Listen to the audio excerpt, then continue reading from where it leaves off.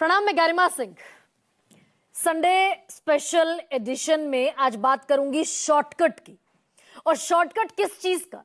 चुनावी जीत का शॉर्टकट, सत्ता को साधने का शॉर्टकट। अब दरअसल सारी चीजें जिस तरफ जाती हुई नजर आ रही हैं वो इशारा इस तरफ करती हैं कि ये शॉर्टकट दरअसल ऐसा है कि पूरे 5 साल कुछ मत कीजिए। नेता पूरे 5 साल कुछ ना करे, सड़क नहीं, बिजली नहीं, पानी नहीं, हॉस्पिटल नहीं, स्कूल नहीं, कोई काम ना करे, लेकिन चुनाव से मात्र 6 महीना पहले खजाने खोल दे। अगर सरकार खजाना खोल दे और इतना मुफ्त बांट दे, इतना अंबार लगा दे मुफ्त का कि आंखें चौंधिया जाए वोटर की, और भले इस चक्कर में देश दिवालिया हो जाए, अर्थव्यवस्था का बेड़ा गर्क हो जाए और कर्ज इतना लेना पड़े कि मात्र ब्याज चुकाने में आमदनी का बड़ा हिस्सा खर्च हो जाए, ये सब कुछ हो जाए, लेकिन आखिर में साधना है सत्ता को। और इस पर एक बार नहीं कई बार सुप्रीम कोर्ट देश की आईना दिखा चुकी है सारी राजनीतिक जमात को, सारी पॉलिटिकल पार्टीज को। अभी फरवरी के महीने में देश की सर्वोच्च अदालत ने कहा कि लोग काम नहीं करना चाहते क्योंकि आप उन्हें मुफ्त राशन दे रहे हैं और बगैर कुछ किए उन्हें पैसे बांटे जा रहे हैं। और अगली लाइन और हैमरिंग है, और ज्यादा कड़ी है। सुप्रीम कोर्ट ने कहा परजीवियों की जमात खड़ी कर रहे हैं। परजीवी आप समझते होंगे, पैरासाइट जो दूसरों के कंधे पर चढ़ता है। और सुप्रीम कोर्ट एक बार नहीं ये कई मर्तबा कह चुका है। इसके अलावा आरबीआई से लेकर और नीति आयोग तक सब कह चुके हैं कि भाई हम जिसको सबसे बड़े बैज ऑफ ऑनर की तरह पहनते हैं, देश की अर्थव्यवस्था 5वीं टॉप 5 इकोनॉमीज में है हम अमंग ऑल कंट्रीज। अब ये बैज ऑफ ऑनर की तरह पहनते हैं, लेकिन इसी अर्थव्यवस्था को स्टेक पर रख देते हैं जब चुनावी गणित साधने की बात आती है।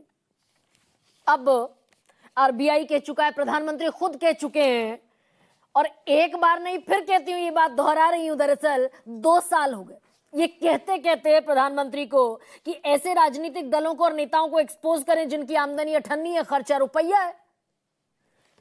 लेकिन कमाल इस बात का है कि कथनी और करनी में कुछ फर्क भी नजर आ रहा है क्या? भाई दिल्ली में अरविंद केजरीवाल ने पूरे 11 साल फ्री की योजनाओं पर अपनी पॉलिटिक्स को आगे बढ़ाया।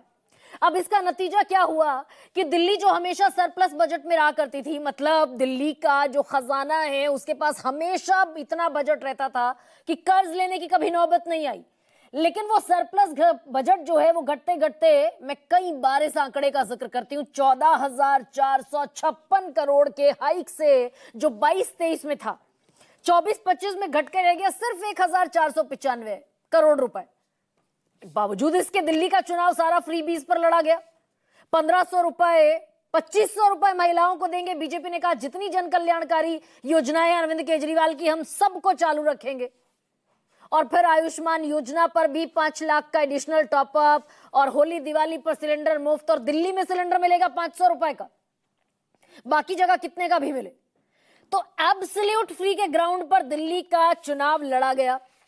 भले ही वो एक सवाल भी अभी आने वाला है आपकी स्क्रीन पर कि भैया घर में नहीं है दाने और अम्मा चली भुनाने। ठीक ऐसा ही हुआ महाराष्ट्र में।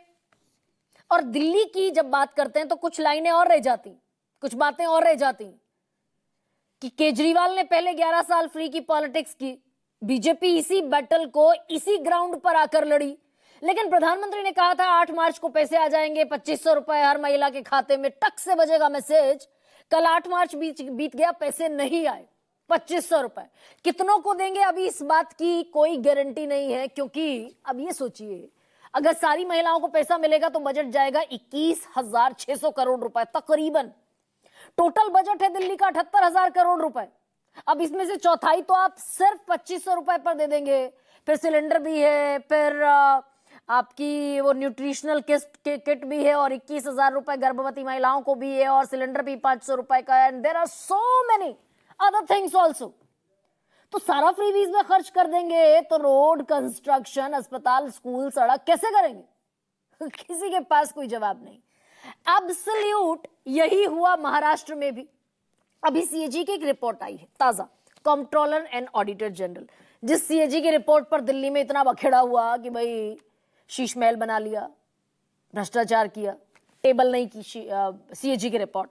उसी सीएजी की रिपोर्ट आई है महाराष्ट्र के लिए भी कि आर्थिक हालत खराब है महाराष्ट्र की, और राजकोषीय घाटा जो है वो 2 लाख करोड़ के पार पहुंच गया है। बावजूद इसके सत्ता क्योंकि हासिल करनी थी, तो हर दिन कैबिनेट में 200 फैसले महाराष्ट्र में किए गए। चुनाव से पहले बजट में 1 लाख करोड़ रुपए की योजनाओं का ऐलान कर दिया गया। लाड़की बहना 60% महिलाओं ने जिसे माना कि भाई हमने तो लाड़की बहना के नाम पर वोट दिया, जाकर 1500 रुपए खाते में आ गए। अग्रिम किस्तें भी बैंकों में जमा कर दी गई, अब उस पर भी तलवार है। लेकिन 60% महिलाओं ने माना कि हमने भाई सरकार को इसके चलते वोट दिया। लेकिन महाराष्ट्र की हालत यह है कि 46,000 करोड़ लाड़की बहना का बजट है, लेकिन अब सरकार के पास पैसे नहीं है। 1500 से 2100 जो वादा था करने का, उसके लिए भी पैसे नहीं है।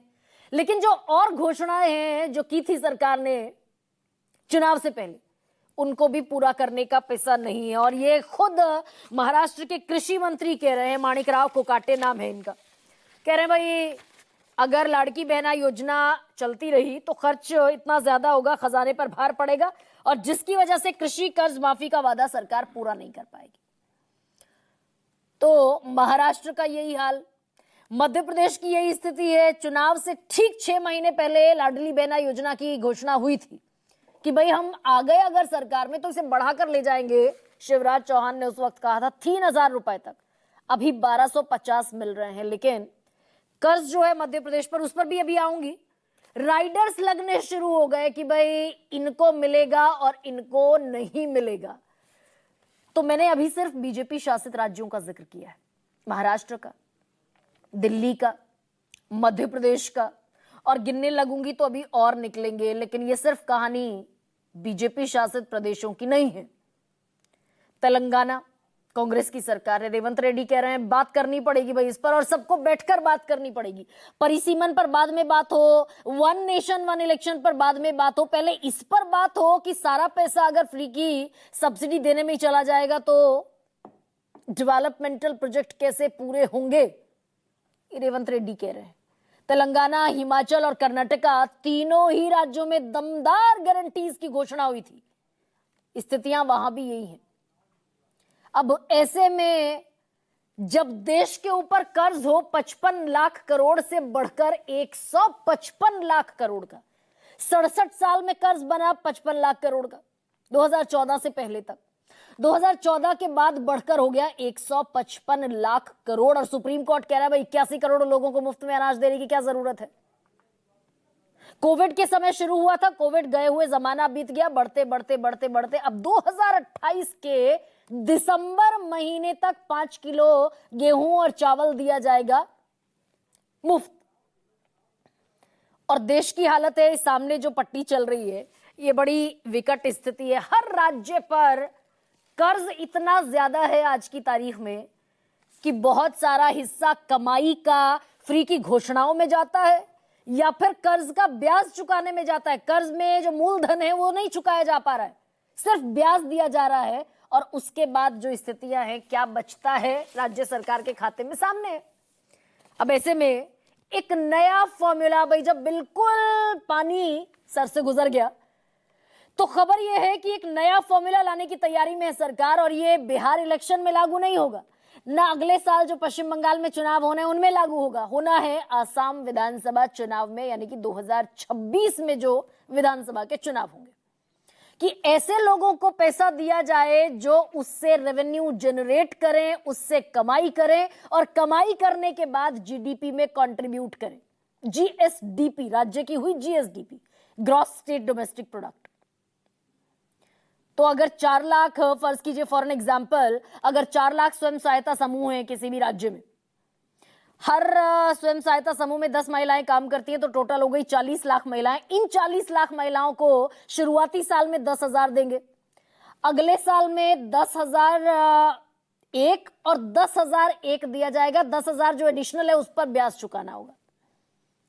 तो महिलाओं को, रेस्टोरेंट मालिकों को, छोटे छोटे कारोबारियों को सरकार इस फॉर्मूले पर विचार कर रही है, इन्हें पैसा दिया जाए, व्यापार बढ़ाएंगे तो जीडीपी में कंट्रीब्यूट करेंगे। तो फाइनली जीडीपी की याद आई जो घटते घटते घटते घटते रह गई है 6.3%। और अब विकसित भारत के सपने पर ग्रहण है। विकसित भारत अगर बनना है 2047 तक तो ग्रोथ रेट चाहिए 8% की, ग्रोथ रेट है 6.2% की। 1.8% का अभी भारी भरकम गैप है। तो जीडीपी की भी चिंता है, अब अर्थव्यवस्था की भी चिंता है, कर्ज की भी चिंता है और ब्याज की भी चिंता क्या अब माथे पर उभरने लगी है। आज इसी पर चर्चा करूंगी, आपके सामने रखती हूं आज का सबसे बड़ा सवाल। जब सरकार के पास नहीं दाने, चुनाव से पहले क्यों खोले खजाने? और चुनावी खैरात से बजट हिला, आने वाला है सरकार का नया फॉर्मूला।